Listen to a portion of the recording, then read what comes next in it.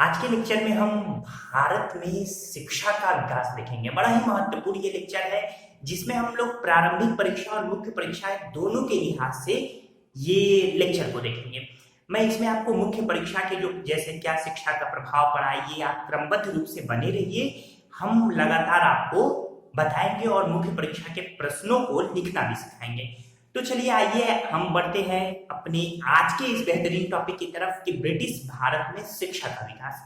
तो अगर हम बात करें ब्रिटिश भारत में शिक्षा के विकास की तो प्रारंभिक स्तर पर ब्रिटिश ईस्ट इंडिया कंपनी ने केवल अपना उद्देश्य व्यापारिक ही रखा, यानी शिक्षा की तरफ बिल्कुल ही ध्यान नहीं दिया, जिस कारण से भारत की जो प्रारंभिक शिक्षा थी वो कहीं ना कहीं प्रभावित हुई। ब्रिटिश साम्राज्य के आने के बाद 1781 में सबसे पहली बार कलकत्ता मदरसा की स्थापना वारेन हेस्टिंग ने की, जबकि 1791 में जोनाथन डंकन के प्रयासों से बनारस में एक संस्कृत कॉलेज खोला गया। लेकिन इन दोनों की स्थापना का उद्देश्य दरअसल ब्रिटिश कंपनी ये चाहती थी कि भारतीय प्राचीन जो विदा है यानी विद्या है और परंपराएं हैं उसको जानने वाले हमें क्लर्क मिल सके या उसको जानने वाले हमें कर्मचारी मिल सके। तो ये थी प्रारंभिक जो विद्यालय खोले गए थे, कलकत्ता मदरसा और संस्कृत विद्यालय। कलकत्ता मदरसा जिसमें अरबी और फारसी भाषाओं का ये अध्ययन कराया जाता था। तो इन प्रारंभिक जो कलकत्ता मदरसा और संस्कृत कॉलेज की स्थापना का उद्देश्य था वो केवल और केवल ब्रिटिश अपनी लिए भारतीय विद्या के ज्ञाताओं को रखना चाहते थे। तो इस तरीके से प्रश्न प्रारंभिक परीक्षा में पूछा जाता है। कलकत्ता मदरसा की स्थापना 1881 में वारेन हेस्टिंग ने की थी, याद रखिए, और संस्कृत कॉलेज की जोनाथन डंकन के प्रयासों से बनारस में 1791 में हुई। तो इन दोनों प्रयासों के मद्देनजर ही एशियाटिक सोसाइटी की स्थापना भी हुई थी, जिसके बारे में मैं बताऊंगा। उसके पहले मैं बता दूं कि 1800 में फोर्ट विलियम कॉलेज की स्थापना हुई। फोर्ट विलियम कॉलेज की स्थापना लॉर्ड वेलेस्ली के प्रयासों से हुई थी। लेकिन फोर्ट विलियम कॉलेज का जो प्रारंभिक उद्देश्य था वो भारत में जो असैन्य अधिकारी हैं उनकी एक फौज तैयार करना था। यूं कहिए कि एक क्लर्क लोगों की एक भारत में फौज तैयार करना था। हालांकि 1802 में विभिन्न प्रकार के विवादों के कारण इस कॉलेज को, फोर्ट विलियम कॉलेज को बंद करना पड़ा। तो इन सब के बीच में बंगाल में एशियाटिक सोसाइटी की स्थापना हुई थी। ये जो 1784 में एशियाटिक सोसाइटी की स्थापना हुई थी, इसका जो उद्देश्य था, ये जो प्रारंभिक जो प्राचीन भारत के पारंपरिक जो ग्रंथ थे, जैसे भगवत गीता हुआ, हितोपदेश हुआ, इसी तरीके से अभिज्ञान शाकुंतलम हुआ, फिर मनुस्मृति हुआ, इनका अंग्रेजी में अनुवाद करना इसका उद्देश्य था, ताकि ब्रिटिश परंपरा और अन्य लोग भी इससे परिचित हो सके। तो ये जिम्मा एशियाटिक सोसाइटी ऑफ बंगाल ने उठाया। तो आप हेडिंग डाल लीजिए अब एशियाटिक सोसाइटी ऑफ बंगाल, इसके बारे में मैं यहाँ आपको बता दूं। एशियाटिक सोसाइटी ऑफ बंगाल की स्थापना 1784 में विलियम जोन्स ने की। इस सोसाइटी ने ढेर सारी भारतीय प्राचीन पुस्तकों का अनुवाद किया अंग्रेजी में, जिसमें सबसे पहला मैं आपको बता दूं भगवत गीता। नोट कर लीजिए। तो भगवत गीता का जो अनुवाद किया था वो 1784 ईस्वी में विल्किंसन ने किया था। आप विल्किंस लिख सकते हैं 1784 में। सब प्रारंभिक परीक्षा में पूछे जाते हैं। इसके बाद से हितोपदेश का अनुवाद भी 1787 में विल्किंस ने ही किया था। इसके बाद कालिदास की अभिज्ञान शाकुंतलम, आप नोट करके जाइए साथ साथ। तो शाकुंतलम, तो कालिदास की अभिज्ञान शाकुंतलम का अनुवाद 1789 में विलियम जोन्स ने किया था। विलियम जोन्स, ये प्रश्न महत्वपूर्ण है, ये सब पूछे जाते हैं। इसी तरीके से जयदेव की गीत गोविंद की रचना यानी गीत गोविंद का अनुवाद, ये अनुवाद 1792 में विलियम जोन्स ने किया था। इस तरीके से अब मनुस्मृति का भी अनुवाद किया गया।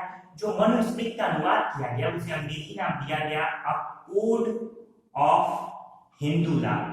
नोट कर लीजिए, a code of Hindu law. तो इस तरीके से मनुस्मृति का अनुवाद ये एशियाटिक सोसाइटी ऑफ बंगाल के बैनर तले 1794 में किया गया। तो इस तरीके से ये कुछ प्रमुख अनुवाद रहे। इसमें जो नाम आता है विलियम जोन्स का, प्रश्न पूछा जाता है, बड़ा महत्वपूर्ण है। विलियम जोन्स के बारे में कुछ बातें मैं बताऊं। इन्हें भारत विषयक ज्ञान शास्त्र का जन्मदाता भी माना जाता है, का जन्मदाता। तो अगर प्रश्न पूछे विलियम जोन्स भारत विषयक ज्ञान शास्त्र का जन्मदाता कौन था, तो आपका सही उत्तर होगा विलियम जोन्स।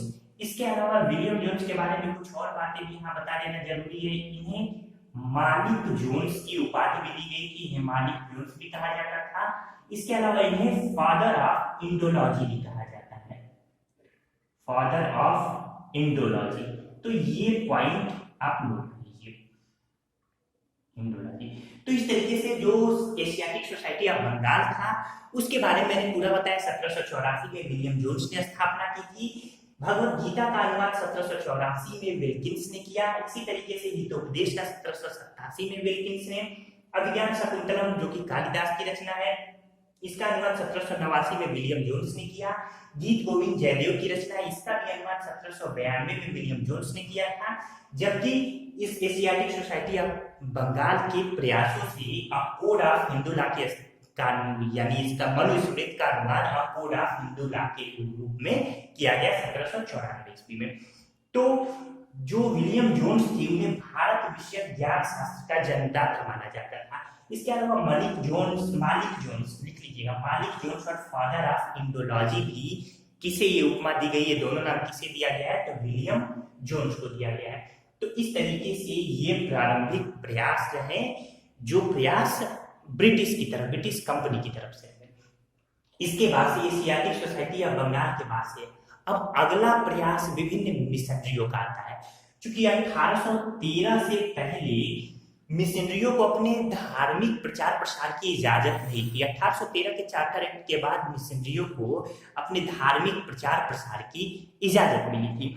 तो 1813 के पहले जो प्रयास हुए थे मिशनरियों की तरफ से, वो मुख्य रूप से ईसाई मिशनरियों को ये इजाजत मिली थी। तो जो पहले 1813 के पहले प्रयास हुए वो बहुत ज्यादा ये सफल तो नहीं कहे जा सकते, पर फिर भी मिशनरियों की भूमिका को हम नजरअंदाज नहीं कर सकते। तो इस तरीके से अब हम अगला पॉइंट जो देखते हैं वो इन मिशनरियों को देखते हैं, जिसमें 1796 ईस्वी में जो डेनमार्क मिशनरी थी, डेनमार्क मिशनरी, तो मिशनरियों का सबसे पहला प्रयास मद्रास और बंगाल में हुआ था। जो डेनमार्क मिशनरी थी इसने मद्रास में अपना शैक्षणिक मिशनरी स्थापित किया था। इसने शैक्षणिक मिशनरी की स्थापना हुई थी। तो ये जो मद्रास में शैक्षणिक मिशनरी की स्थापना हुई थी, इसके जो संस्थापक या ये कहिए कि मिशनरी की स्थापना जिन दो व्यक्तियों ने की थी उनका नाम था, एक जिगेन वेल्स, नोट कर लीजिए, जिगेन वेल्स व प्रियूषा। तो जिगेन वेल्स और प्रियूषा ने मिलकर ये स्थापना की थी, जो कि काफी महत्वपूर्ण है, तो ये याद रखिएगा। इसके बाद से अब 1799 में कलकत्ता के श्रीरामपुर ये कलकत्ता, तो कलकत्ता के श्रीरामपुर में श्रीरामपुर त्रयी मिशनरी की स्थापना हुई। ये पॉइंट महत्वपूर्ण है आपके लिए। और ये डच मिशनरी थी, डच। तो ये जो कलकत्ता की श्रीरामपुर त्रयी मिशनरी है, जो कि डच मिशनरी थी, इसके जो संस्थापक थे उनका नाम आप नोट कर लीजिए। डेनमार्क मिशनरी तो आपने नोट कर लिया होगा, तो उनका नाम आप नोट कर लीजिए, विलियम कैरी। इसके अलावा विलियम वार्ड, इसके अलावा जोशुआ मार्शमैन। तो इन तीन लोगों ने मिलकर, विलियम कैरी, विलियम वार्ड और जोशुआ मार्शमैन ने मिलकर 1799 में कलकत्ता के श्रीरामपुर में श्रीरामपुर त्रयी, यानी तीन लोगों का नाम है, तो श्रीरामपुर त्रयी मिशनरी की स्थापना की। ये एक डच मिशनरी थी। इसी के बैनर तले 1810 में बैप्टिस्ट मिशन की स्थापना हुई। बैप्टिस्ट मिशन की स्थापना अगर पूछा जाए कब हुई, तो 1810 में हुई थी। बैप्टिस्ट मिशन ने 1818 ईस्वी में बैप्टिस्ट मिशन कॉलेज की स्थापना की। ये सब कलकत्ता में हुई है, मिशन कॉलेज की स्थापना की इसी तरीके से अगर हम बात करें तो 1818 में ही डॉक्टर मिडिल्टन ने बिशप कॉलेज की स्थापना की थी 1818 में। बिशप यानी पादरी, तो पादरी कॉलेज की स्थापना की थी। बिशप यानी पादरी, तो पादरी कॉलेज। तो ये मिशनरियों के प्रयास हुए। प्रारंभिक प्रयास में मैंने आपको बताया कि पिल्यूषा और जिगन वेल्स के बारे में मैंने बताया, जो कि 1796 में मद्रास में उन्होंने मिशनरी की स्थापना की। फिर इसके बाद से श्री रामपुर त्रयी मिशनरी, जिसमें विलियम कैरी, विलियम वार्ड और जोशुआ मार्शमैन का महत्वपूर्ण योगदान था। ये कलकत्ता में ही है। इसी के बैनर तले फिर 1810 में बैप्टिस्ट मिशन की स्थापना हुई। फिर 1818 में बैप्टिस्ट मिशन कॉलेज की स्थापना हुई और 1818 में बिशप यानी पादरी कॉलेज की स्थापना डॉक्टर मिडिल्टन द्वारा की गई। तो ये प्रारंभिक प्रयास मिशनरियों के, ये मैंने आपको बताया। तो इस क्रम में ये 1813 का चार्टर एक्ट बड़ा ही महत्वपूर्ण है। 1813 के अगर हम चार्टर एक्ट की बात करें, देखिए आपके स्क्रीन पे छोटा थोड़ा बहुत दिख रहा होगा भारत में शिक्षा का विकास, इसकी मैं क्रमागत ढंग से चर्चा करूंगा। तो 1813 का जो चार्टर एक्ट आया था ये बहुत महत्वपूर्ण है, क्योंकि इसमें पहली बार भारतीय शिक्षा के लिए 1 लाख रुपए का प्रावधान रखा गया। दिगर बात है कि अगले 10 वर्षों तक इस 1 लाख रुपए का इस्तेमाल नहीं किया जा सका, फिर भी पहली बार इस 1 लाख रुपए का जो अनुदान यानी 1 लाख रुपए का प्रावधान दिखाई देता है शिक्षा के लिए, भारतीय शिक्षा के लिए, वो 1813 के चार्टर एक्ट में दिखाई देता है। 1813 के चार्टर एक्ट के बाद ही कलकत्ता और आगरा में संस्कृत विद्यालय की स्थापना हुई थी। तो ये महत्वपूर्ण है, आप नोट कर लीजिएगा। इसके बाद से अगर हम बात करें मैकाले की, तो मैकाले की शिक्षा नीति से पहले भारत में ढेर सारे परिवर्तन हुए। अब धीरे धीरे जो भारतीय प्रबुद्ध वर्ग था वो भी कहीं ना कहीं पाश्चात्य और वैज्ञानिक तरीके से, आधुनिक तरीके से शिक्षा का समर्थन था, लेकिन शिक्षा का जो माध्यम था उसे लेकर विवाद हुआ। शिक्षा का माध्यम अंग्रेजी हो या शिक्षा का मतलब माध्यम भारतीय स्थानीय भाषा हो, इसको लेकर लगातार वाद विवाद चल रहे थे। ये वाद विवाद 1817 के बाद से ही शुरू हो गए थे और लगभग 1835 में जब मैकाले का स्मरण पत्र आया तब जाके इस वाद विवाद पर लगाम लगी। मैकाले ने अपने स्मरण पत्र में अंग्रेजी शिक्षा को भारत में शिक्षा का माध्यम बनाए जाने की वकालत की और अंततः अंग्रेजी शिक्षा ही भारतीय शिक्षा का माध्यम बनी। उसके पहले 1813 में कोलकाता में ये राजा राम मोहन राय, डेविड हेयर और अलेक्जेंडर हफ, कौन कौन? राजा राम मोहन राय, नोट कर लीजिए, डेविड हेयर और अलेक्जेंडर हफ, इन तीनों लोगों के प्रयासों से 1817 में हिंदू कॉलेज की स्थापना कोलकाता में हुई थी। बाद में 1840 के बाद इस हिंदू कॉलेज में जो प्रौद्योगिकी शिक्षा थी उसका भी समावेश यानी इंजीनियरिंग वगैरह का भी समावेश किया गया। इस तरीके से राजा राम मोहन राय जी ने बहुत बड़ा अनुदान दिया था हिंदू कॉलेज की स्थापना पर। इसके बाद धीरे धीरे शिक्षा पर लगातार मैंने बताया बहस होती रही। अंततः जो मैकाले की शिक्षा नीति आती है हम उस पर विचार करते हैं। तो अब आप इसके बाद उम्मीद है कि आपने यहाँ तक सब लिख लिया होगा। अब आप हेडिंग डाल लीजिए मैकाले की शिक्षा नीति, डालिए आपने हेडिंग। तो मैकाले की शिक्षा नीति की अगर हम यहाँ पे बात करें, ऐसे कर लीजिए मैकाले की शिक्षा नीति। तो सबसे पहले तो एक 10 सदस्यीय समिति बनाई गई थी। इसमें 10 सदस्यीय समिति जो ये देखना था कि जो शिक्षा का जो माध्यम हो ये पाश्चात्य शिक्षा हो भारत में या प्राच्य यानी भारत की प्राचीन शिक्षा हो। तो भारत की जो प्राचीन शिक्षा थी उसका आधार संस्कृत और अरबी था, यानी शिक्षा का माध्यम संस्कृत और अरबी हो, या फिर पाश्चात्य यानी शिक्षा का माध्यम अंग्रेजी हो। तो इस तरीके से इसमें 2 वर्ग बनाए गए। एक वर्ग ये पाश्चात्य शिक्षा का समर्थक था, शिक्षा का समर्थन, और एक जो वर्ग था वो भारत में प्राच्य शिक्षा का समर्थन था। ये प्राच्य शिक्षा का समर्थन, ये जो प्राच्य शिक्षा है इसका मतलब था कि संस्कृत और अरबी, यानी जो शिक्षा का माध्यम बनाया जाए वो संस्कृत और अरबी बनाया जाए। तो लॉर्ड मुनरो और एल फिंस्टन, याद रखिएगा, यहां से एक प्रश्न पूछा जाता है कि पाश्चात्य और प्राच्य शिक्षा के समर्थक मुनरो और एल फिंस्टन, ये दोनों नाम याद कर लीजिए, ये पाश्चात्य शिक्षा के समर्थक थे। जबकि प्रिंसेप नाम आता है एच टी प्रिंसेप, नाम याद रखिएगा, अक्सर ये प्रश्न पूछे गए हैं और पूछे जाते रहेंगे। और एच एन विल्सन, ये जो दोनों लोग थे ये प्राच्य शिक्षा के समर्थक थे भारत में। तो ये दोनों नाम याद रखिए। बाकी पाश्चात्य शिक्षा का समर्थन किसने किया था? लॉर्ड मुनरो और एल फिंस्टन ने।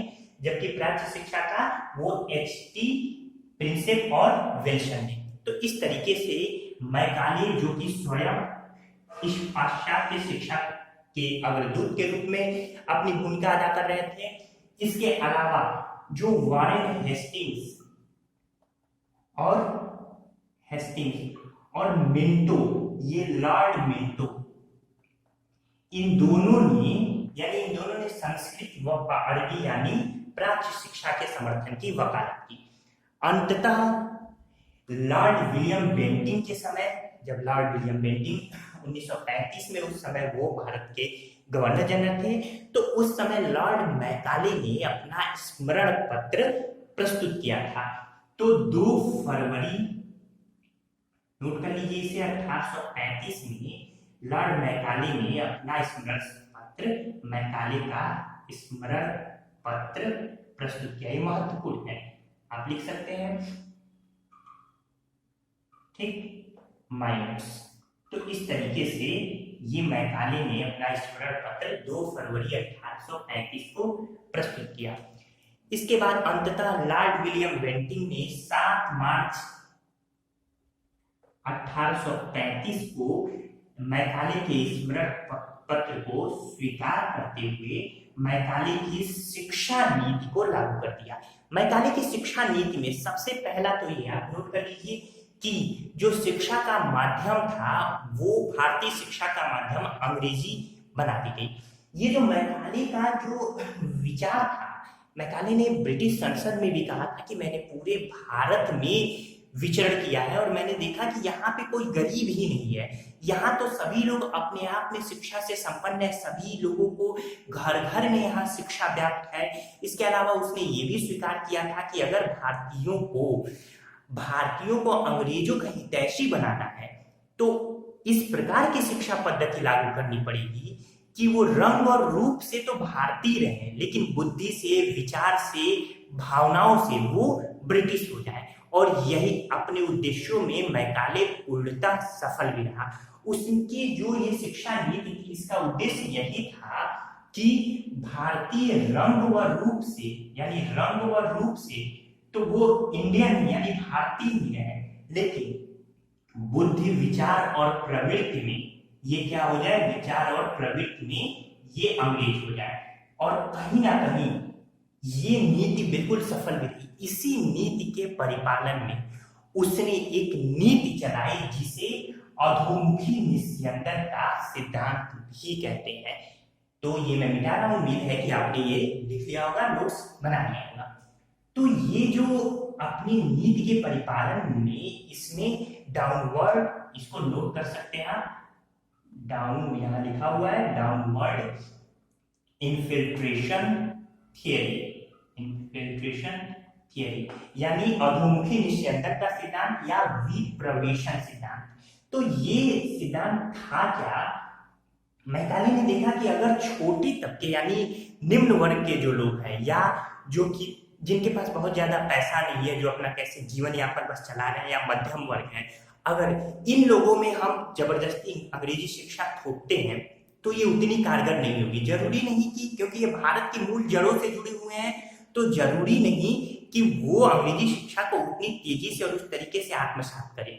तो ये जो अधोमुखी निस्यंदन का सिद्धांत या विप्रवेशन का, जो अधोमुखी विप्रवेशन का सिद्धांत आया, इसके तहत इसने ये निर्णय लिया कि कुछ विशेष ऊपरी वर्ग को, जो कि अमीर वर्ग है, जो कि प्रबुद्ध वर्ग है, तो उस वर्ग को शिक्षित किया जाए, बाकी निचला वर्ग, ये जो ऊपरी वर्ग है, ये शिक्षित होने के बाद ये एक नेता की भूमिका में, एक लीडर की भूमिका में उस निचले वर्ग के सामने आएगा और निचला वर्ग खुद ब खुद अंग्रेजी रूप रंग, अंग्रेजी शिक्षा में ढलता चला जाएगा।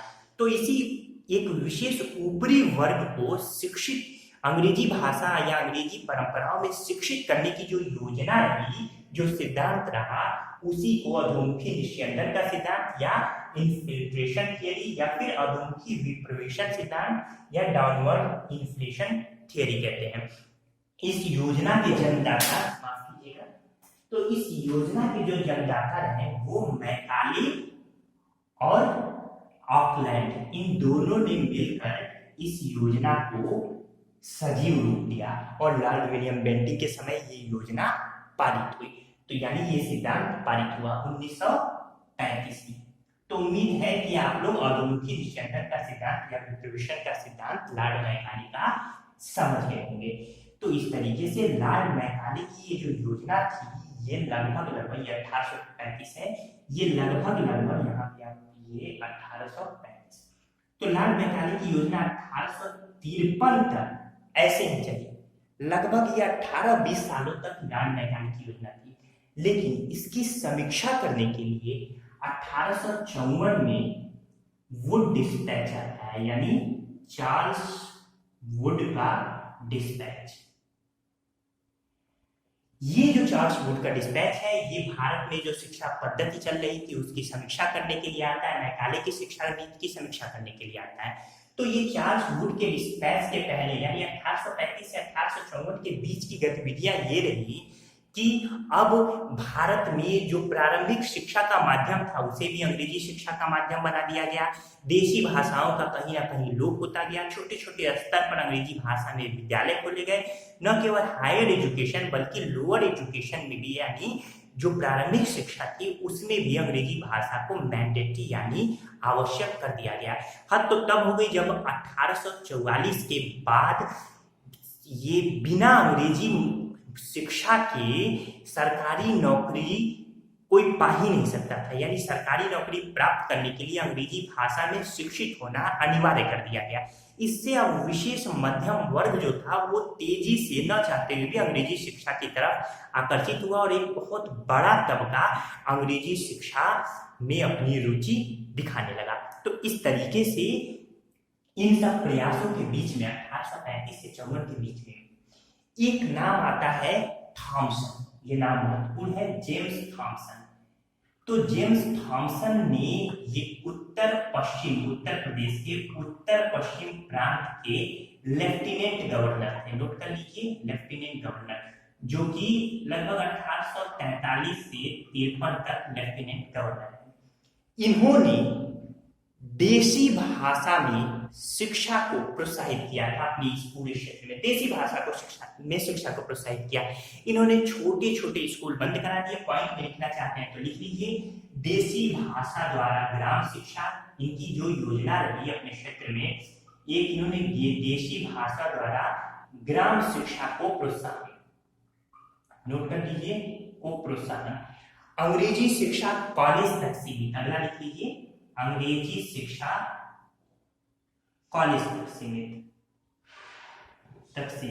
और छोटे छोटे यानी प्राथमिक स्तर के बहुत सारे अंग्रेजी माध्यम के विद्यालयों को भी इन्होंने या तो बंद करा दिया या उनके शिक्षा का माध्यम देशी भाषा कर दिया।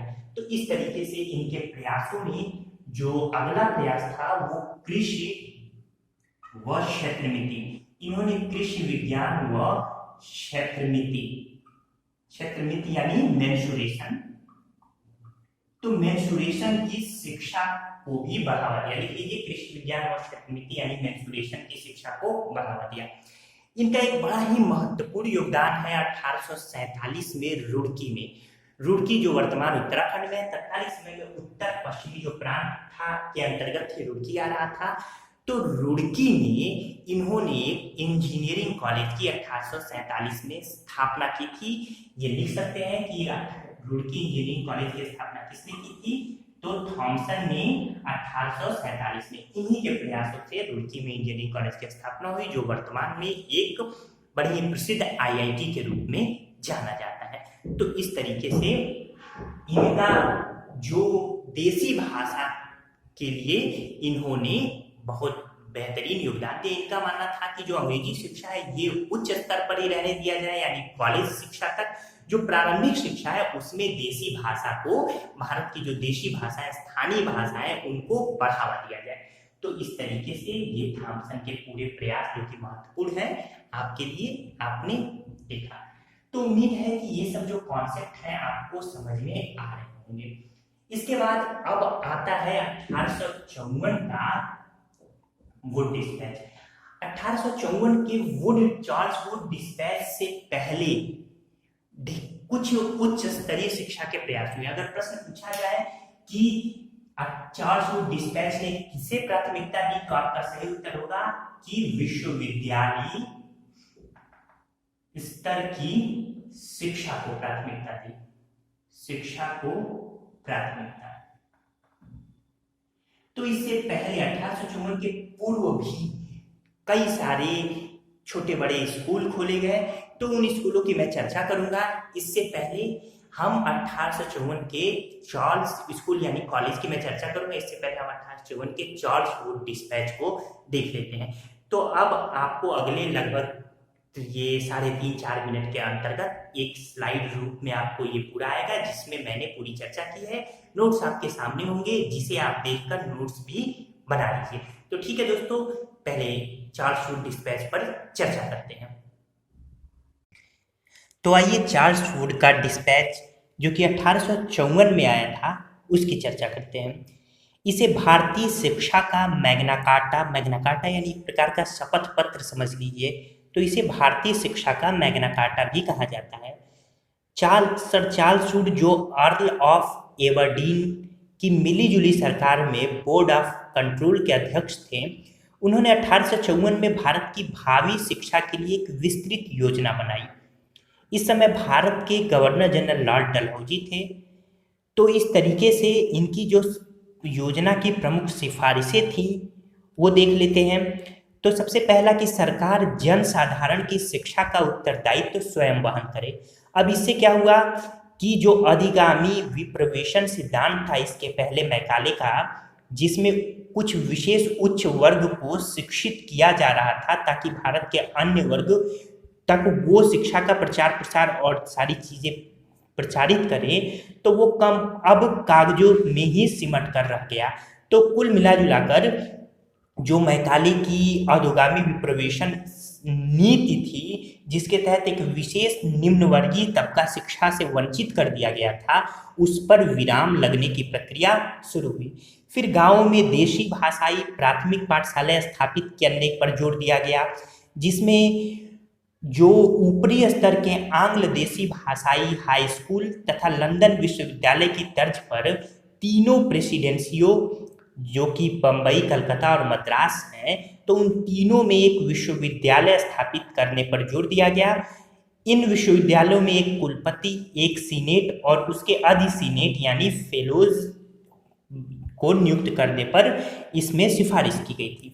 इसके बाद उच्च शिक्षा का जो माध्यम था वो अंग्रेजी तथा स्कूल स्तर की शिक्षा का माध्यम देसी भाषा हो, इसकी सिफारिश की गई। फिर स्त्री शिक्षा तथा व्यावसायिक यानी कॉमर्शियल शिक्षा की आवश्यकता पर भी बल दिया गया।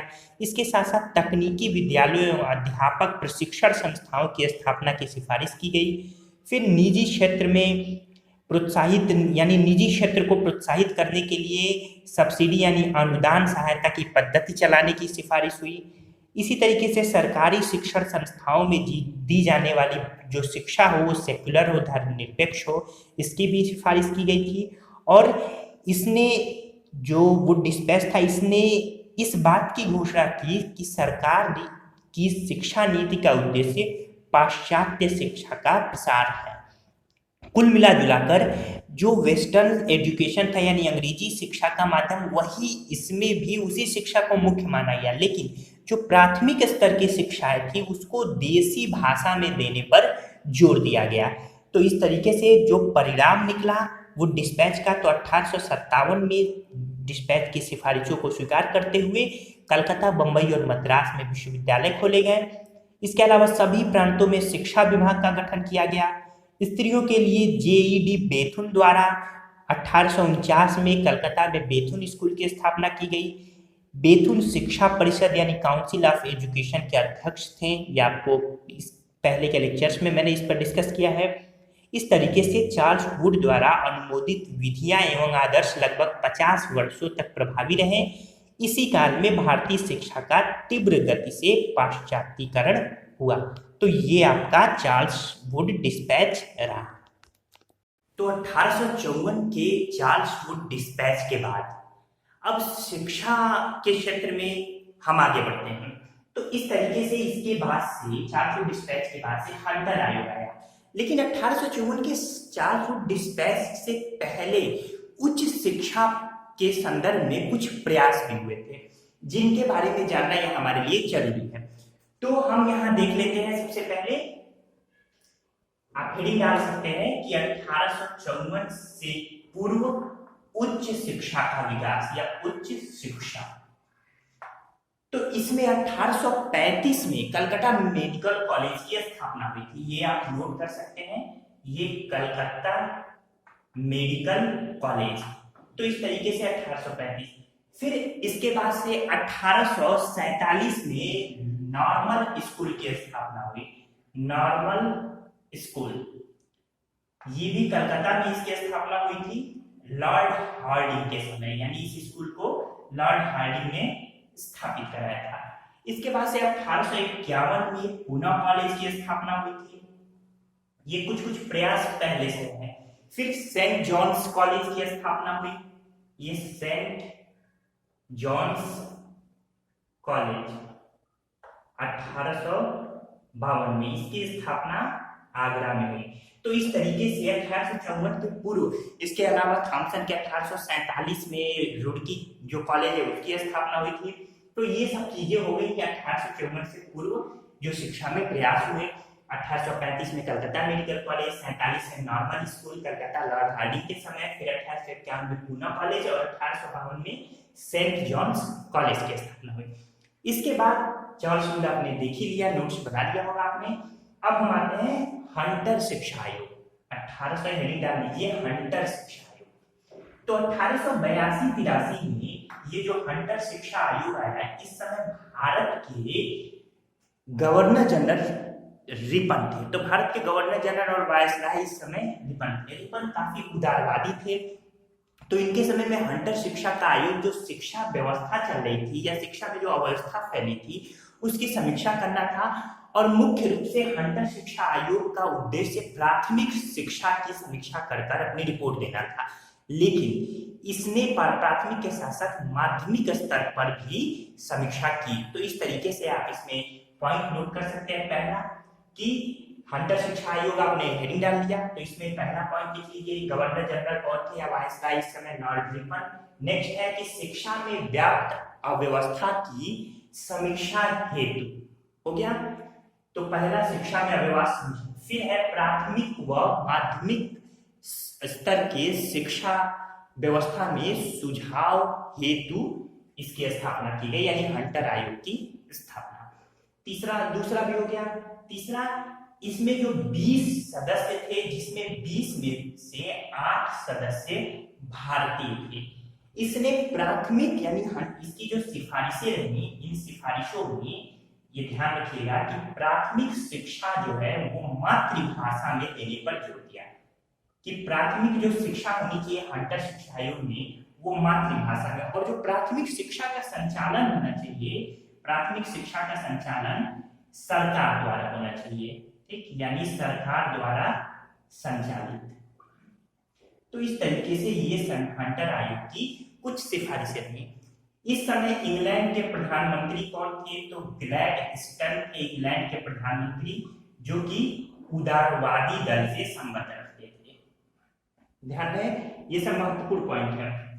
इसी सिफारिशों, हंटर शिक्षा आयोग की सिफारिशों के बाद 2 विश्वविद्यालय की स्थापना हुई 1882 और 1887 में। पंजाब विश्वविद्यालय की स्थापना हुई 1882 में और इलाहाबाद विश्वविद्यालय की स्थापना हुई 1887 में। तो इस तरीके से ये हंटर शिक्षा आयोग रहा, जिसका मुख्य उद्देश्य था प्राथमिक शिक्षा में जो समीक्षा करके अपनी रिपोर्ट देना, सुधार क्या क्या जरूरी है उसे ये बताना। लेकिन इसने माध्यमिक शिक्षा स्तर पर भी कार्य किए। इसने प्राथमिक शिक्षा को मातृभाषा में किए जाने की वकालत की और प्राथमिक शिक्षा को सरकार द्वारा संचालित करने की भी पहल की। तो इस तरीके से हंटर शिक्षा आयोग लॉर्ड रिपन के समय, जब प्रधानमंत्री ग्लैडस्टन थे, इंग्लैंड के उदारवादी दल के थे, तो उस समय ये आयोग बना। इसके बाद से अब हम आते हैं रैले कमीशन।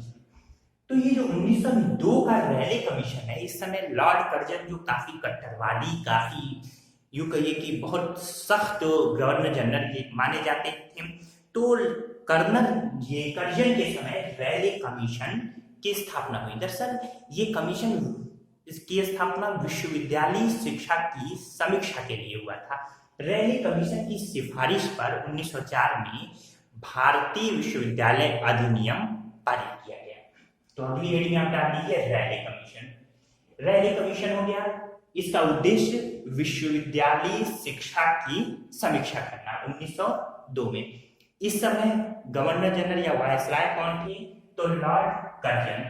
एक और लिख लीजिए कि 1902 में थॉमस रैले की अध्यक्षता में इस कमीशन का गठन हुआ था, ठीक, जिसे विश्वविद्यालय शिक्षा की समीक्षा करनी थी, ठीक। तो 1902 में थॉमस रैले की अध्यक्षता में जिस कमीशन का गठन हुआ था, उसका नाम रखा गया था विश्वविद्यालय आयोग।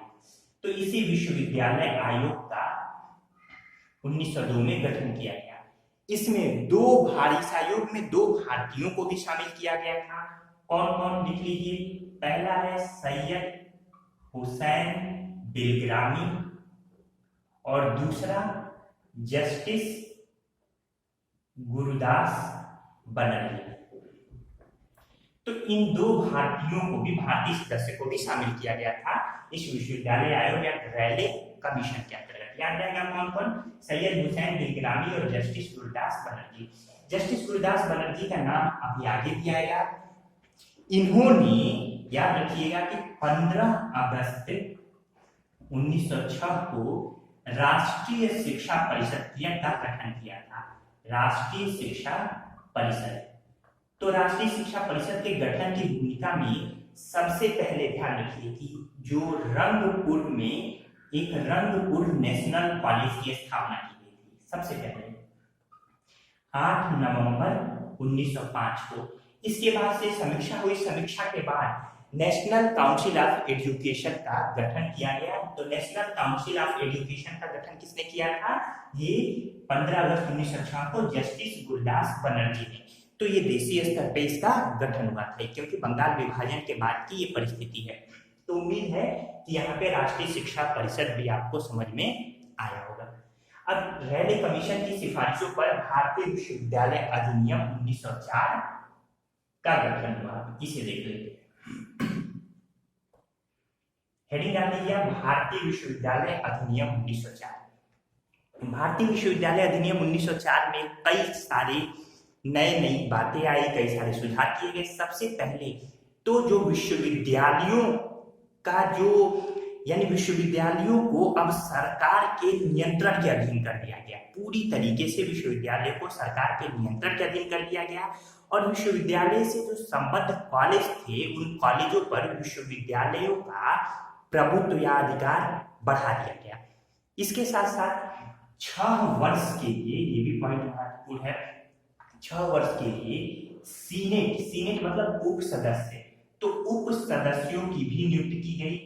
कम से कम 50 उप सीनेट होने चाहिए और अधिकतम 100। तो ये 6 वर्ष के लिए, 6 ईयर के लिए ये हुआ। फिर मैंने बताया कि सरकारी नियंत्रण विश्वविद्यालयों पर इसके तहत बढ़ा दिया गया। कर्जन का मुख्य उद्देश्य था कि विश्वविद्यालय शिक्षा को नियंत्रित किया जा सके, ताकि, क्योंकि उस समय जो भी तत्कालिक समय में भारतीयों की तरफ से विद्रोह की भावनाएं आ रही थी, विद्रोह हो रहे थे या जो भी परिस्थितियां थी, तो कॉलेज से ही ज्यादातर छात्र नेता उभर रहे थे, तो सरकार का नियंत्रण जब स्थापित हो जाएगा तो उस पर निगरानी या निगाह अच्छे तरीके से सरकार बना पाएगी और कठोर कार्रवाई आसानी से कर पाएगी। यही उद्देश्य रहा भारतीय विश्वविद्यालय अधिनियम 1904 का। इसकी कड़े शब्दों में सैंडलर आयोग 1917 ने बड़े कड़े शब्दों में विश्वविद्यालय शिक्षा आयोग की या भारतीय विश्वविद्यालय अधिनियम 1904 की निंदा भी की थी कि इसने विश्वविद्यालयों पर सरकारी जो नियंत्रण है उसको अनावश्यक रूप से बढ़ा दिया है। तो ये पूरी बातें रही भारतीय विश्वविद्यालय अधिनियम के बारे में। इसी समय कर्जन के समय ही पूसा में कृषि विद्यालय की भी स्थापना की गई। इसके अलावा इसी समय शिक्षा महानिदेशक की भी नियुक्ति की गई। कर्जन के समय ही शिक्षा महानिदेशक की नियुक्ति की गई। ये प्रश्न महत्वपूर्ण है, ध्यान रखिएगा। H.W. ऑरेंज ये पहले महानिदेशक नियुक्त हुए थे। पहले, ये प्रश्न आपके लिए इंपॉर्टेंट है कि सबसे पहला शिक्षा महानिदेशक कौन थे, तो H.W. ऑरेंज जो कि पहले महानिदेशक नियुक्त किए गए कर्जन के समय। तो उम्मीद है कि आपको ये सारी बातें समझ में आई होंगी। कर्जन ने भले ही विश्वविद्यालय शिक्षा पर यहाँ पे एक अधिनियम पारित करवाया, तमाम चीजें, लेकिन कर्जन प्राथमिक स्तर की शिक्षा और माध्यमिक स्तर की शिक्षा पर भी कर्जन का ध्यान था। इसके अलावा 1902 में कर्जन ने शिक्षा के विकास के लिए अगले 5 वर्षों के लिए 5 लाख रुपए भी अनुमोदित किए थे। तो ये भी एक महत्वपूर्ण पॉइंट है, ध्यान रखिएगा, इसे भी नोट्स में लिख लीजिएगा। तो उम्मीद है कि आपको भारतीय विश्वविद्यालय अधिनियम 1904 समझ में आया होगा। अब भारतीय विश्वविद्यालय अधिनियम 1904 के बाद अब हम आते हैं सरकारी प्रस्ताव 1913। सरकारी प्रस्ताव 1913, देखिए इसमें दरअसल जो बड़ौदा रियासत थी, ये प्रश्न महत्वपूर्ण है जो कि अक्सर पूछा जाता है।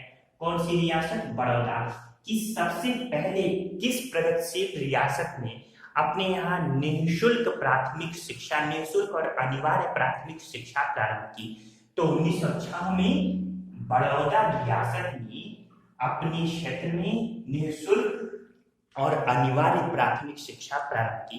इसके बाद इससे प्रेरित होकर गोपाल कृष्ण गोखले ने सरकार से मांग की कि निःशुल्क और अनिवार्य शिक्षा सरकार का दायित्व होना चाहिए और इसे सरकार प्रारंभ करे। इसीलिए यही सरकारी प्रस्ताव 1913 है। गोपाल कृष्ण गोखले जी ने इस प्रस्ताव को पारित किया, लेकिन सरकार ने पूरी तरीके से अनिवार्य और निःशुल्क शिक्षा का दायित्व अपने ऊपर तो नहीं लिया, लेकिन शिक्षा का प्रचार प्रसार करने की जिम्मेदारी अपने ऊपर जरूर ली। तो इसी के मद्देनजर 12 फरवरी 1913 को निरक्षरता समाप्त करने की नीति स्वीकृत की गई। नोट कर सकते हैं आप लोग, कब? 12 फरवरी 1913 को सरकार ने निरक्षरता समाप्त नीति स्वीकृत की। ठीक है, तो ये प्रस्ताव किसने पेश किया था? तो गोपाल कृष्ण गोखले, याद रहेगा। फिर सबसे पहले कौन प्रगतिशील रियासत ने अनिवार्य और निःशुल्क शिक्षा प्रारंभ किया? तो बड़ौदा। तो ये सब प्रश्न निश्चित रूप से महत्वपूर्ण है जो कि आपकी परीक्षाओं के लिए, और आपको निश्चित रूप से ये प्रश्न अब अंतःकरण में आपने अपने उकेल लिया होगा। तो इसके बाद अब सैंडलर विश्वविद्यालय आयोग 1917 से 19 तक इसकी स्थापना होती है। तो आइए अब अगली हेडिंग क्या लीजिए, सैंडलर विश्वविद्यालय आयोग। सैंडलर विश्वविद्यालय आयोग, इस समय जो भारत के गवर्नर जनरल थे वो जेम्स फोर्ड थे। नोट कर लीजिए, जेम्स फोर्ड भारत के वायसराय थे। ये गवर्नर जनरल मैंने पहले ही बता दिया, गवर्नर जनरल वायसराय एक ही व्यक्ति हुआ करता था। तो इसने जो ये सैंडलर आयोग था, विश्वविद्यालय आयोग, ये मुख्य रूप से विश्वविद्यालय शिक्षा में सुधार हेतु ही सैंडलर आयोग की स्थापना की गई थी। इस सैंडलर आयोग में 2 भारतीय भी थे। कौन कौन 2 भारतीय थे? एक आशुतोष मुखर्जी, लिख लीजिए, दोनों डॉक्टर, एक आशुतोष मुखर्जी और दूसरा डॉक्टर जियाउद्दीन अहमद। तो इस तरीके से ये 2 भारतीय थे। सैंडलर आयोग में। अगर हम बात करें तो सैंडलर आयोग ने 1904 के भारतीय विश्वविद्यालय अधिनियम की न केवल निंदा की बल्कि माध्यमिक शिक्षा में सुधार पर भी जोर देने की वकालत की। ये भी लिख लीजिए, माध्यमिक शिक्षा में सुधार, इसकी भी वकालत की। तो इसी के बाद सैंडलर आयोग के बाद अब ढेर सारे विश्वविद्यालयों की स्थापना हुई। सैंडलर आयोग का कहना था कि माध्यमिक शिक्षा कितने वर्ष की, 12 वर्ष की होनी चाहिए, यानी हाई स्कूल के बाद 10th के बाद एक इंटरमीडिएट कॉलेज होना चाहिए। इंटरमीडिएट मतलब बीच वाला, हाई स्कूल से लेकर जो कॉलेज में प्रवेश करना होता है इसके बीच में एक इंटरमीडिएट कॉलेज होना चाहिए जो कि 2 वर्ष का होना चाहिए। यानी जो माध्यमिक शिक्षा होनी चाहिए उसके 12 वर्ष किए जाने की वकालत की थी सैंडलर आयोग ने। इसके अलावा जो कॉलेज की शिक्षा है उसे 3 वर्ष किए जाने की वकालत की और इस तरीके से सरकार ने इसे पारित भी किया और उसके बाद से जो शिक्षा, कॉलेज शिक्षा के पहले 12 वर्ष की माध्यमिक शिक्षा अनिवार्य हो गई और कॉलेज शिक्षा 3 वर्ष के लिए कर दी गई। इसके अलावा इसने अन्य भी व्यावसायिक यानी व्यावसायिक शिक्षा और तमाम कॉलेजों में अन्य प्रकार की शिक्षा दिए जाने की भी इस आयोग ने यानी सैंडलर विश्वविद्यालय आयोग ने वकालत की। तो सैंडलर विश्वविद्यालय आयोग की संस्तुति पर सिफारिशों के बाद उत्तर प्रदेश में एक बोर्ड ऑफ सेकेंडरी एजुकेशन की स्थापना हुई। लिख लीजिए, इसी की सिफारिशों पर बोर्ड ऑफ सेकेंडरी एजुकेशन, तो एजुकेशन तो एजुकेशन की स्थापना हुई थी कहाँ, यूपी में। इसके बाद इसकी सिफारिशों के बाद शिक्षा अब प्रांत का विषय बन गया, अब प्रांत का विषय। इस आयोग ने महिलाओं की शिक्षा पर भी जोर दिया, यानी महिलाओं की शिक्षा के प्रचार प्रसार पर भी जोर दिया। तो ये सिफारिशों के बाद बातें सामने आती है। इसके अलावा ढेर सारे विश्वविद्यालय भी स्थापित हुए थे। उन विश्वविद्यालय को आप लोग लिख लीजिए, कौन कौन से विश्वविद्यालय स्थापित हुए। तो पहले ये मैसूर विश्वविद्यालय स्थापित हुआ। मैसूर विश्वविद्यालय 1916 में, 1916 में ही केंद्रीय विश्वविद्यालय बनारस विश्वविद्यालय स्थापित हुआ। इसके बाद से पटना विश्वविद्यालय, फिर उस्मानिया। ये उस्मानिया विश्वविद्यालय में अंग्रेजी की जगह उर्दू शिक्षा को माध्यम बनाया गया। इसके बाद से अलीगढ़, अलीगढ़ के बाद से लखनऊ और ढाका में भी विश्वविद्यालय खोले गए। ये पटना 1917 में, उस्मानिया 1918 में, अलीगढ़ 1920 में और लखनऊ और ढाका 1921 में ये विश्वविद्यालय स्थापित हुए।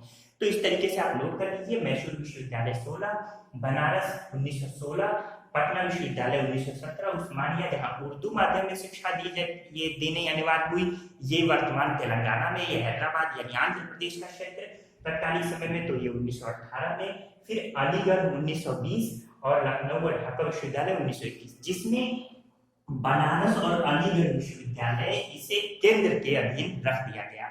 बाकी अब शिक्षा जो है वो प्रांत का विषय बना दी गई। तो इसी के बाद अब मॉन्टेग्यू चेम्सफोर्ड सुधारों के अंतर्गत 1919 में द्वैध शासन प्रणाली भारत में लागू होती है।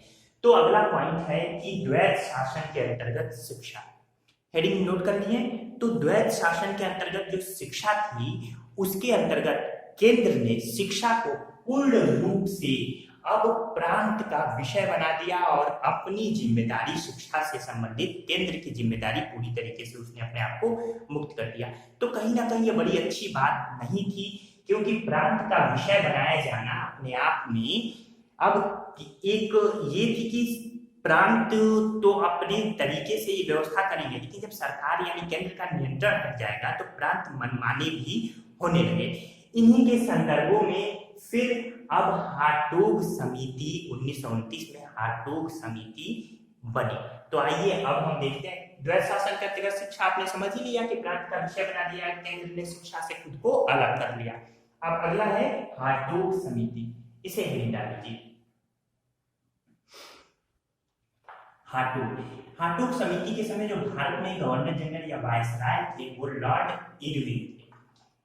भारतीय परिनियत आयोग ने, इसे नोट कर लीजिए कि भारतीय परिनियत आयोग ने सर फिलिप हार्टोग की अध्यक्षता में, सर फिलिप हार्टोग की अध्यक्षता में हार्टोग समिति का गठन किया।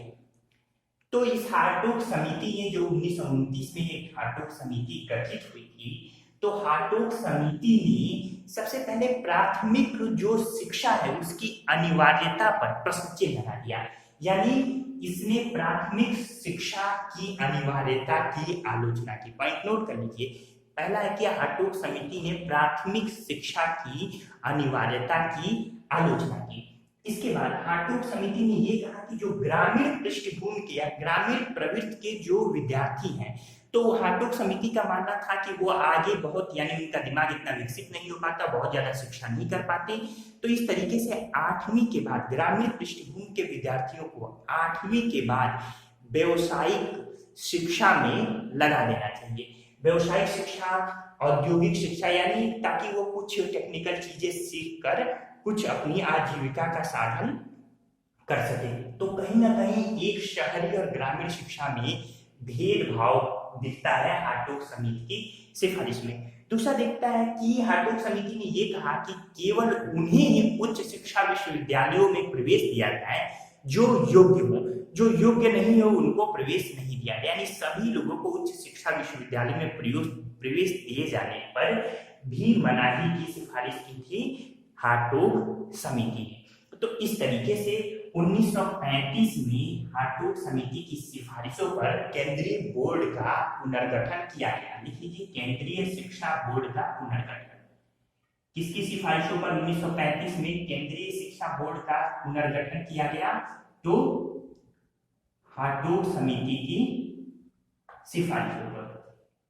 ठीक, तो इस तरीके से ये पुनर्गठन यहाँ पे किया गया। नोट कर लिया आपने?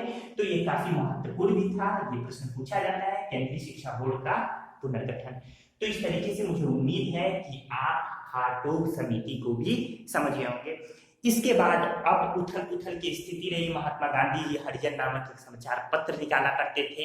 तो इसके बाद अब अगली हेडिंग आप डाल लीजिए, वर्धा शिक्षा योजना 1937। ये मौलिक शिक्षा यानी बेसिक एजुकेशन की बात गांधी जी ने की थी।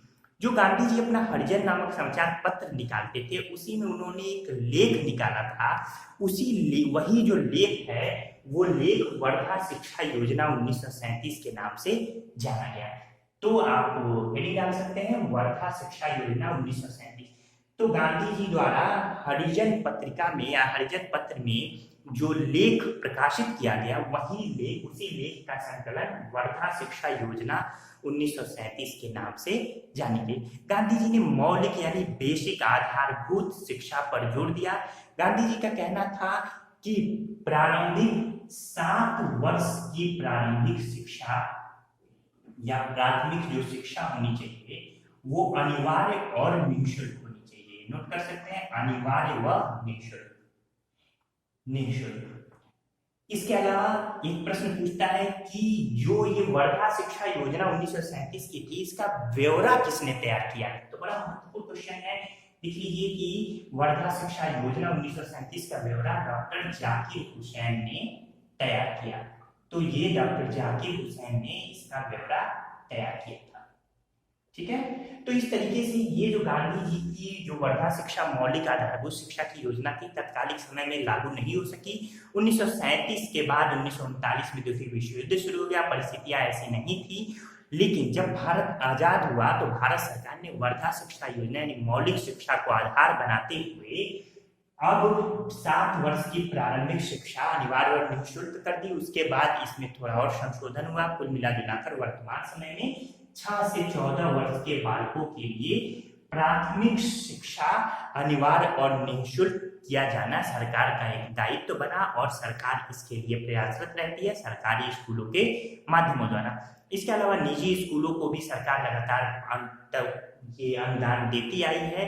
तो इस तरीके से वर्तमान समय में भारतीय संविधान के मौलिक अधिकार के 21 अनुच्छेद 21 क में, इसके अलावा नीति निर्देशक तत्वों के अनुच्छेद 45 में, इसके अलावा मूल कर्तव्य के यानी अनुच्छेद 51 क के 11वें खंड में शिक्षा के बारे में उपबंध किया गया है। यानी शिक्षा के बारे में उपबंध मूल अधिकार में भी है और इसके अलावा नीति निर्देशक तत्व में भी है। 86वें संविधान संशोधन द्वारा जोड़ा गया था और इसके अलावा ये मूल कर्तव्य में भी है।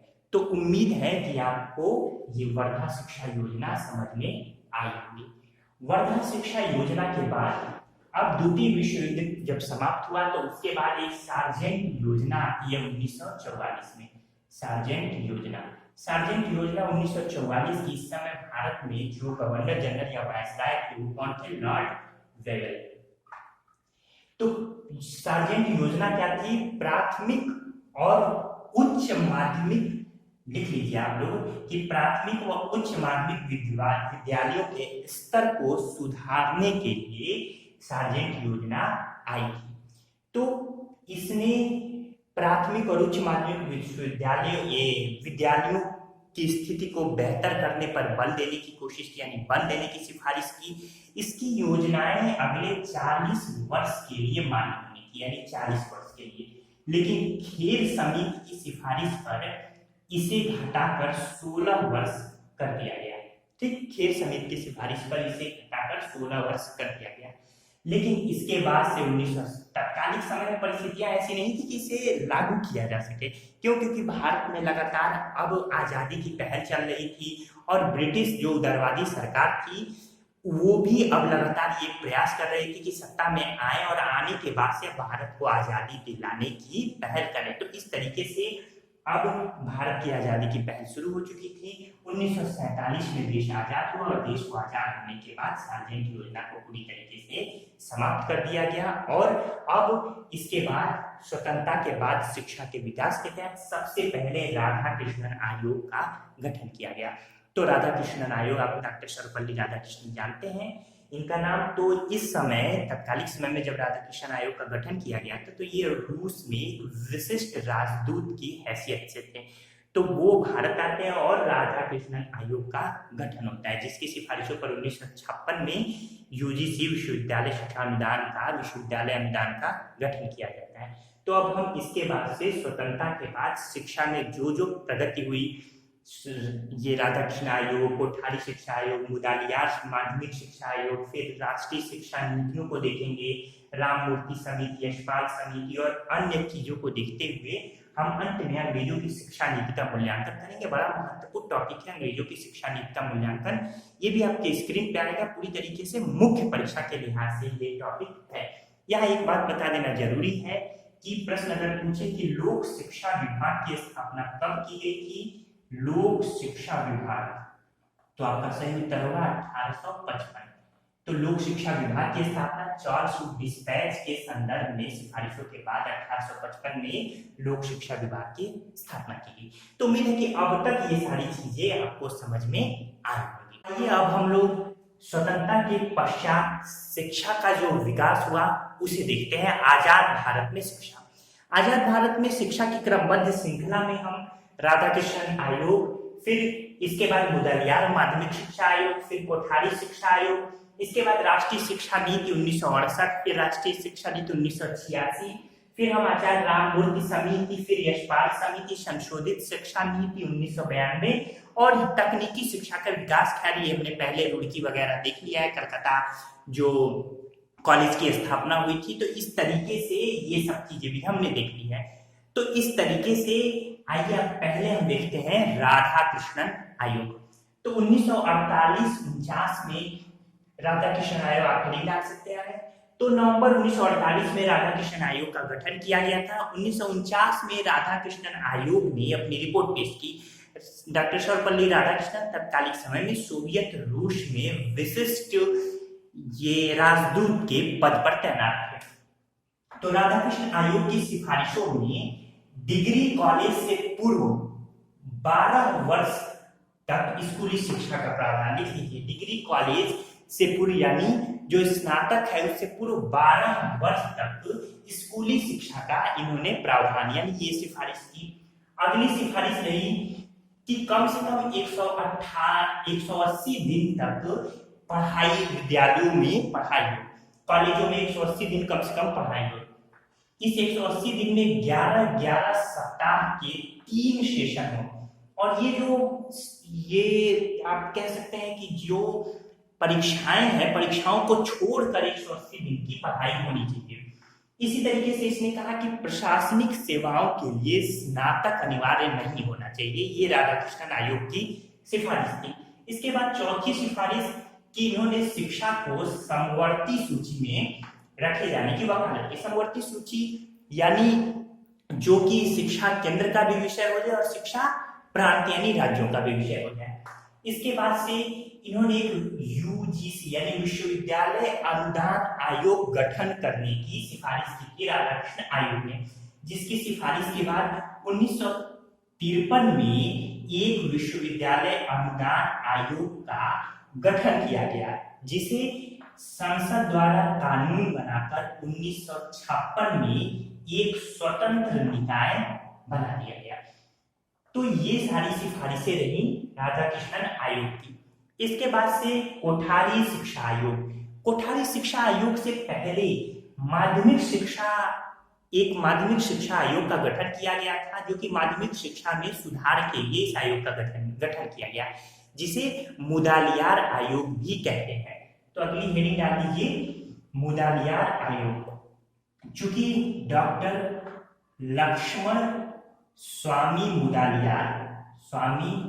मुदालियार इन्हीं की अध्यक्षता में इसका गठन किया गया था, इसलिए इसे मुदालियार माध्यमिक शिक्षा आयोग के नाम से जाना जाता है। तो इनकी सिफारिशों में इन्होंने वस्तुनिष्ठ यानी एमसीक्यूज परीक्षण पद्धति की सिफारिश की थी, यानी प्रश्न जो पूछने का ढांचा उसमें वस्तुनिष्ठ प्रश्नों को भी समाहित किया जाए। इसके अलावा सांकेतिक जो न्यूमेरिक अंक है उसकी जगह सांकेतिक अंक यानी ग्रेड सिस्टम की वकालत की थी माध्यमिक शिक्षा परिषद में।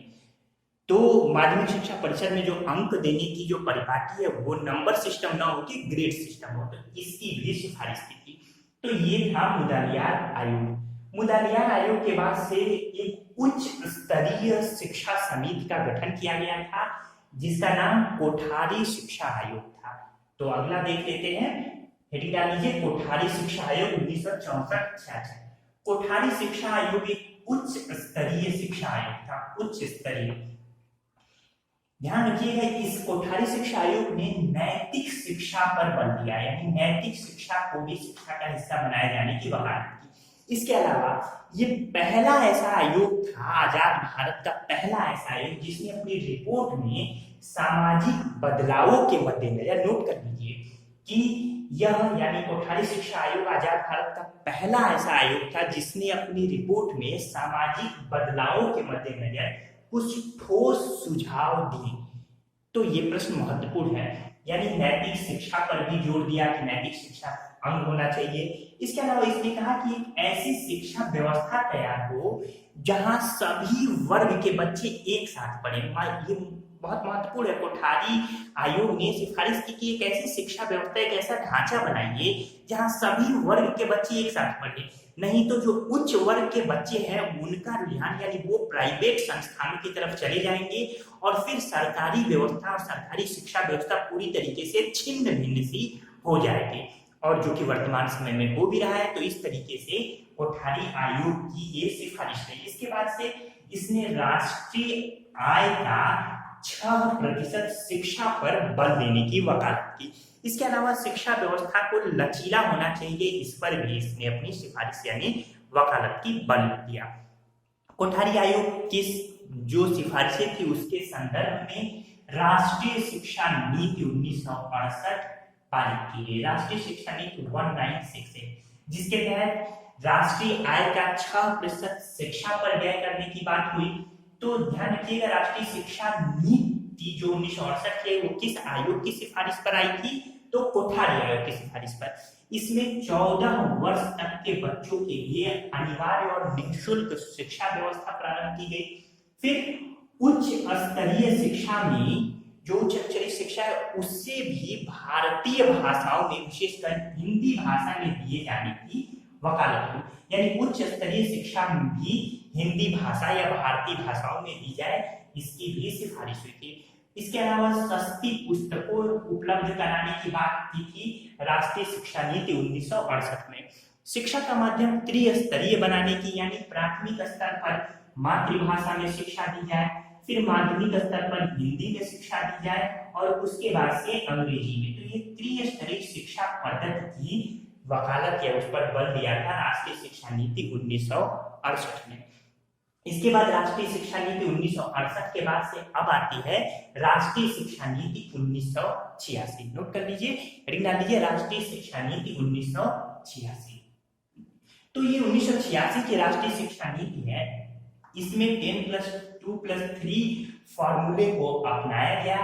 इसमें एक प्रश्न महत्वपूर्ण है कि ऑपरेशन ब्लैक बोर्ड इस समय शुरू हुआ था। ब्लैक बोर्ड ये 1987 में, इसी 1986 के राष्ट्रीय शिक्षा नीति के तहत 1987 में प्राथमिक स्तर पर या प्राथमिक विद्यालयों में ऑपरेशन ब्लैक बोर्ड की शुरुआत हुई थी। तत्कालीन समय में जो राष्ट्रीय साक्षरता थी 36%, उसे बढ़ाकर सन 2000 तक 56% करने की सिफारिश हुई थी राष्ट्रीय शिक्षा नीति 1986 में। इससे पहले 1976 में शिक्षा को समवर्ती सूची का विषय बना दिया गया। 1976 में शिक्षा को समवर्ती सूची का विषय बना दिया गया और 1986 में एक नई शिक्षा नीति, राष्ट्रीय शिक्षा नीति हमारे सामने आई, जिसके बारे में मैंने डिस्कस किया। इसके बाद से आजाद भारत में आचार्य राममूर्ति समिति 1992, ये 90 में आचार्य राममूर्ति, अगली हेडिंग डाल दीजिए आचार्य राममूर्ति समिति। तो 1990 में आचार्य राममूर्ति समिति का गठन किया गया था।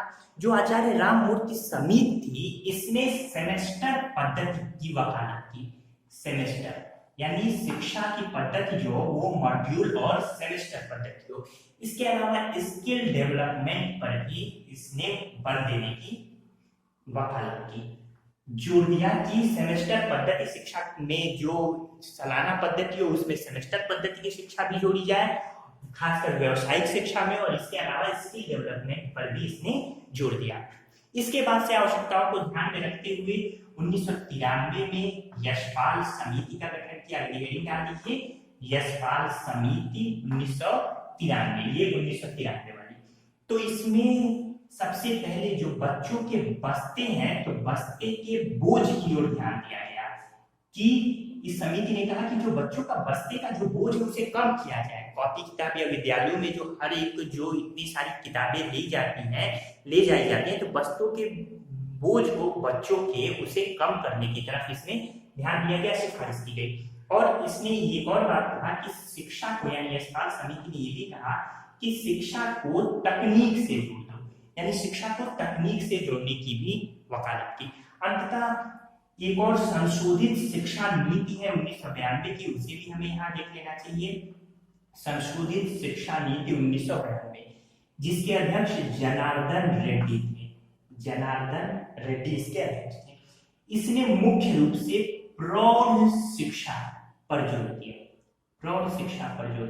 प्रौढ़ शिक्षा, अगर प्रौढ़ावस्था की हम बात करें तो भारत में जो 21 वर्ष से 40 वर्ष तक की अवस्था है, ये प्रौढ़ावस्था मानी जाती है। यानी इसके बाद की प्रत्येक वर्ग को शिक्षित किया जाए, शिक्षा का दायरा जो है बढ़ाया जाए। इसी के मद्देनजर फिर सन 2000 में सर्व शिक्षा अभियान और तमाम अभियान चले थे, जिसमें सभी लोगों के पढ़ने, किसी भी उम्र में शिक्षा को उम्र का मोहताज नहीं बताया गया, किसी भी उम्र में शिक्षा ग्रहण की जा सकती है। तो लगातार शिक्षा के संदर्भ में भारत सरकार के प्रयास होते रहे हैं। इन संदर्भों में वर्तमान में हमारी शिक्षा जो 2011 की जनगणना है, उसके अनुसार हम 74%, आजाद भारत जो 11% शिक्षा था, वर्तमान में हम 74% तक अपनी शिक्षा व्यवस्था को बढ़ा पाए। केरल शिक्षा में सर्वोच्च यानी प्रथम स्थान रखता है। बावजूद इसके बढ़ती हुई शिक्षा गुणवत्ता के अभाव में बेरोजगारी को बढ़ा रही है। इसलिए वर्तमान समय की आवश्यकता है कि शिक्षा को में गुणवत्ता परक शिक्षा बेहद जरूरी हो। तो सरकार को इस तरफ ध्यान देना चाहिए और विभिन्न आयोगों के माध्यम द्वारा गुणवत्तापूर्ण शिक्षा अपनाए जाने पर बल देना चाहिए। इन संदर्भों में अब एक प्रश्न मुख्य परीक्षा के लिए बड़ा महत्वपूर्ण है कि अंग्रेजों की शिक्षा नीति का मूल्यांकन कीजिए। तो अंग्रेजों की शिक्षा नीति का मूल्यांकन 150 या 200 शब्दों में आपकी परीक्षाओं में पूछा जा सकता है। मुख्य परीक्षा में जो कि काफी महत्वपूर्ण है। तो अब आपके स्क्रीन पे ये सारी चीजें हैंड रिटन रूप में उपलब्ध होंगी, उसे देखिए, वो नोट्स बनाइए बड़े बेहतरीन तरीके से, उसे मैंने आपके समक्ष प्रस्तुत करने की कोशिश की है। नोट्स बनाने के बाद से मुझे उम्मीद है कि ये पूरा लेक्चर आपको बेहतर समझ में आया होगा, आपकी समझ विकसित हुई होगी और प्रारंभिक और मुख्य परीक्षा दोनों में ही यहाँ से अब प्रश्न आपके गलत नहीं होंगे। इससे पहले भी मैंने ब्रिटिश भारत में प्रेस का विकास का पूरा लेक्चर दिया है, जो आपके डिस्क्रिप्शन में मिलेगा, जिसका लिंक और आपके कार्ड में भी दिखाई देगा। तो चलिए अब हम लोग देख लेते हैं अंग्रेजों की शिक्षा नीति का मूल्यांकन। केवल आपकी प्रारंभिक परीक्षा ही नहीं बल्कि मुख्य परीक्षा के लिए भी अंग्रेजों की शिक्षा नीति का मूल्यांकन बड़ा महत्वपूर्ण है, इसलिए मैं इसे चर्चा कर देता हूं। आप इसका हूबहू लिखकर नोट्स बना लीजिए, मैं इसे समझा भी देता हूं। तो अंग्रेजी शिक्षा नीति ने निसंदेह आधुनिक शिक्षा के प्रचार प्रसार में महत्वपूर्ण भूमिका निभाई, परंतु जनसाधारण की शिक्षा की उपेक्षा करने से देश में निरक्षरता में तेजी से वृद्धि हुई। 1911 में निरक्षरता 84% से बढ़कर 1921 में 92% हो गई। वस्तुतः अंग्रेजी शिक्षा का जो उद्देश्य था वो भारतीयों को पाश्चात्य सभ्यता व संस्कृति में रंग लेने का ही था, जिससे ब्रिटिश साम्राज्यवाद को अधिक स्थायित्व तथा उसके प्रशासन का महिमा मंडन हो। इस बात से इनकार करना भी कठिन है कि अंग्रेज अपनी योजना में विफल रहे। उन्होंने भारतीयों की एक ऐसी प्रबुद्ध फौज तैयार की जो जन्म से तो भारतीय थे परंतु मन और विचार से पाश्चात्य। यह अलग बात है कि अंततः इन भारतीयों ने अंग्रेजों को भारत छोड़ने के आंदोलनों में बढ़ चढ़कर अपनी सहभागिता निभाई। आप देख रहे हैं कि मुख्य परीक्षा में कैसे लिखा जाता है, ये हूबहू आप अपनी तरीके से एग्जाम में लिख सकते हैं। बड़ा ही बेहतरीन मैंने आपको नोट्स देने की, इस पर मैटर देने की कोशिश की है। इसके बाद है कि शिक्षा व्यवस्था को महंगा कर दिए जाने से यहाँ आम भारतीयों की पहुंच से दूर हो गई तथा उच्च एवं धनी वर्ग तथा शहरों में निवास करने वाले लोगों का इस पर एकाधिकार यानी मोनोपोली हो गया।